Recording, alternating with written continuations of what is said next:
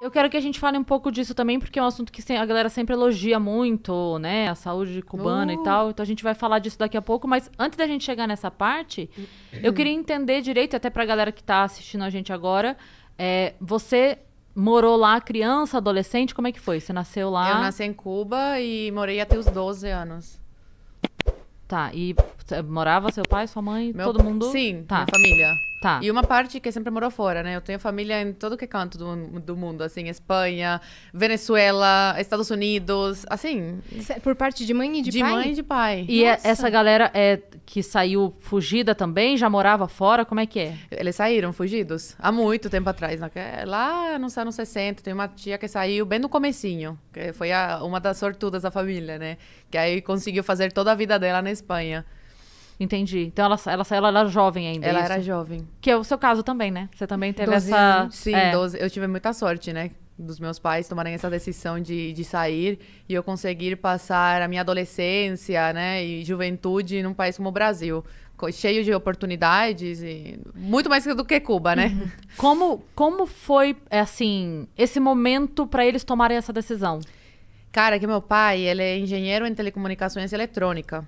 E ele era o chefe de ETEXA. ETEXA é rede de telefonia, quem cuidava da telefonia.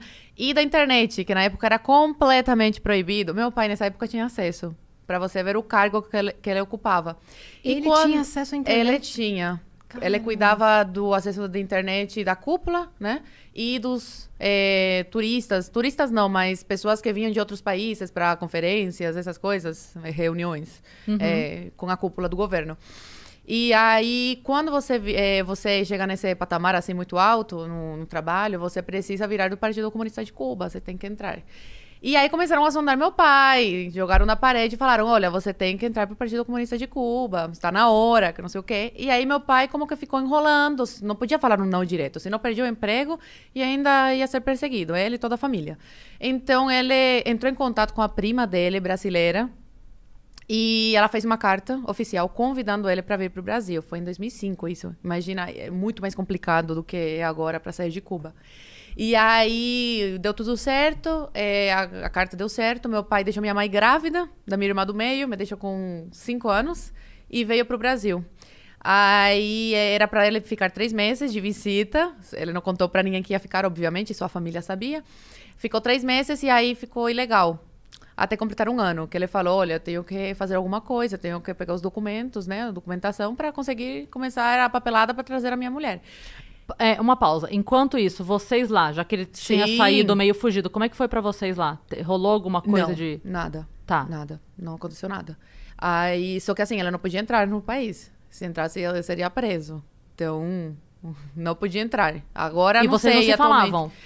Poucas vezes. A gente tinha acesso, minha mãe tinha acesso a e-mail, através de um amigo dele, que trabalhava em ETEXA também, que emprestava o e-mail para minha mãe se comunicar com meu pai, ou com meus primos que trabalhavam num programa parecido com o Mais Médicos, e eles também tinham acesso na época a e-mail. Aí minha mãe pegava o e-mail deles e mandava, se comunicava com meu pai através disso. E aí meu pai veio pro Brasil, nesse período ele ficou ilegal aqui, até completar 1 ano. Completou 1 ano, foi a Polícia Federal, porque não dava mais para ele ficar assim, sem documentação e tal, e pediu asilo político. Aí ele ficou aqui como exilado político. Depois de quase 4 anos, ele conseguiu tirar minha mãe de Cuba.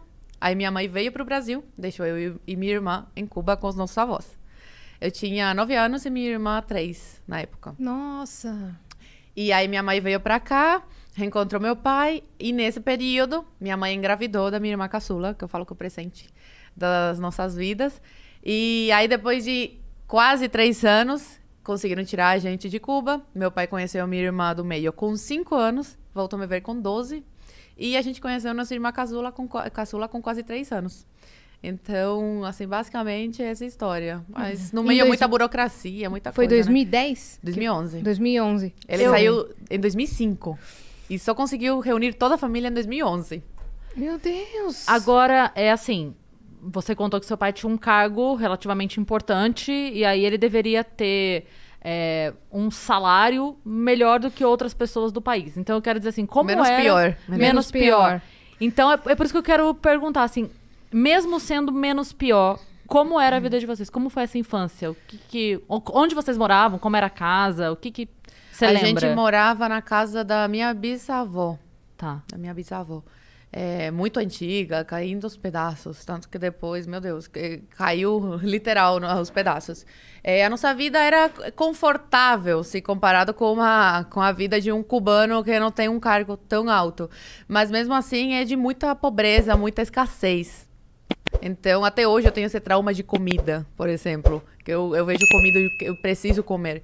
Porque uma coisa que faz muita falta no dia a dia do cubano, mesmo você tendo um pouco mais de dinheiro que o cubano comum, porque, sei lá, você tem família fora e eles mandam dólares, você não consegue adquirir alimentos.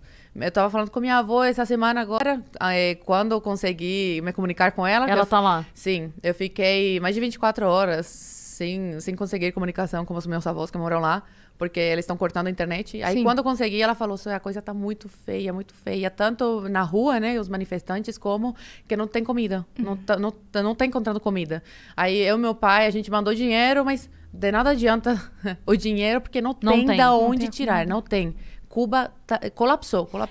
Ela não consegue sair de lá? Ela não quer? Ela tem cidadania espanhola. E meu avô também. Eles conseguem sair. Só que, assim, meu avô, ele já teve uma época da vida que foi comunista. E ele mora na mesma casa desde que nasceu, há 70 anos.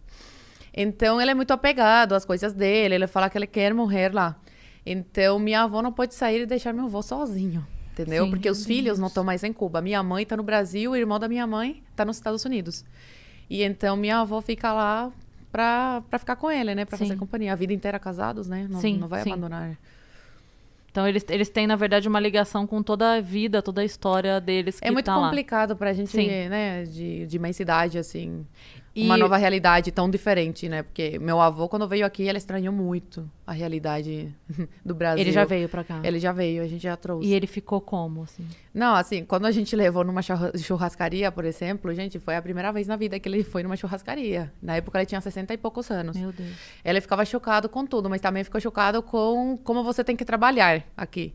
Né? Em Cuba, as pessoas trabalham o mínimo, assim, porque a vida é miserável. Então, por mais que você trabalhe, você vai ter uma vida miserável. Então, tem gente que foda-se, eu não vou trabalhar. Entendeu? Porque trabalhando ou não faz diferença. Exatamente. Por isso que eu falo que se eu morasse em Cuba, cara, eu ia ser uma vagabunda. Porque eu não ia fazer nada da minha vida. Eu não ia querer fazer faculdade, nada.